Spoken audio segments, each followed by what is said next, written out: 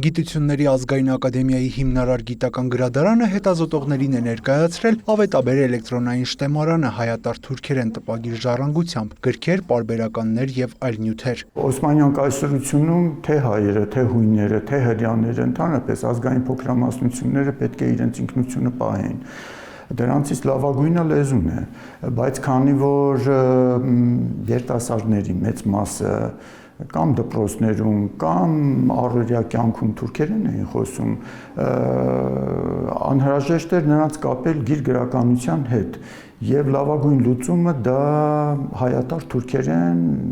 նյութերը կլինեին, այսինքն թերթ, գիրք, աստվածաշնչեր հատկապես, այսինքն տառերը հայերեն, բայց տեքստը թուրքերեն, որպեսզի մարդիկ կարողանան։ Հայատար թուրքերեն առաջին դուռն քերականություն գիրքը, որի հեղինակը Մխիթար Աբբահայրն է, հրատարակվել է 1727 թվականին Վենետիկում։ Դպրոցական այս ձեռնարկի շրջանառությունից հետո հայ համայնքում մեկը մյուսի հետևից սկսեցին տպագրվել հայատար թուրքերեն այլ գրքեր ու թերթեր։ Մշակութային եւ գիտական այս նյութերն այսօր արդեն հասանելի են նաեւ էլեկտրոնային հարթակում։ Նշեմ, որ թուրքական առաջին երգիծական թերթը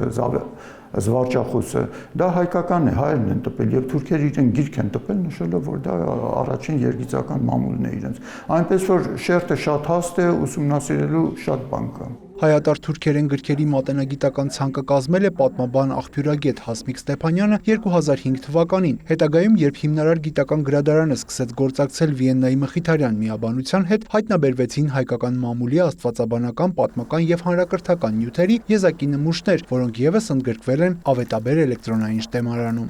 Եվ ձեռագրերը, եւ տպագիր գրքերը, որոնք ճակատագրի բերումով հսկայական ճանապարհ են անցել, նրանք լիարժեք չեն այսօր օգտագործման համար։ Ես երբ որ աշխատում էի, ավելի քան 3 ամիս հիվանդություն ունեցա ձեռքերի, այդ հին ձեռագրերի մանրանց հետ շփվելու համար, այնպես որ այսօրվա հետազոտողների համար սա սքանչելի հնարավորություն է, որ ուզենան այդ հսկայական գրականությունից օգտվել։ Ուրեմն այս իմաստով եւս ողջունելի այսօրվա մեր հավաքը։